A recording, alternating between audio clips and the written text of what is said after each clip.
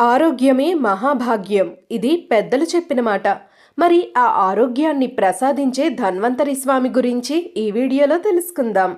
దేవతలు అసురులు కలిసి అమృతం కోసం క్షీరసాగరాన్ని మధించినప్పుడు ఆ సముద్ర మథనం నుండి ఎన్నో పుట్టుకొచ్చాయి. చివరిలో సముద్రం నుండి ఒక దేవతామూర్తి ప్రత్యక్షమయ్యాడు. ఆయన ఒక చేతిలో దీర్ఘాయువు మరియు అమరత్వానికి సూచికగా అమృతం ఉన్న కలశం, మరొక చేతిలో శంఖం, ఇంకొక చేతిలో చక్రం, చివరి చేతిలో శస్త్రచికిత్సకు ప్రతీకగా ఆయుర్వేద గ్రంథం లేదా జలగా ధరించి ఉన్నాడు. ఆయన మానవాళికి ఆయుర్వేద జ్ఞానాన్ని, వైద్యశాస్త్రాన్ని అందించిన దేవవైద్యుడు.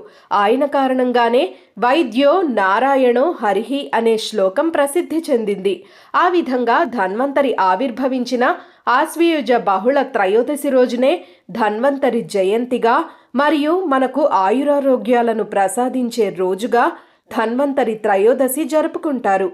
ఈరోజు సంధ్యా సమయంలో ధన్వంతరి మూలమంత్రం స్మరించడం మరియు ధన్వంతరి స్వామిని ధ్యానించడం వలన ఆయన అనుగ్రహం పొంది దీర్ఘకాలిక వ్యాధుల నుండి ఉపశమనం లభిస్తుందని భక్తుల ప్రగాఢ విశ్వాసం.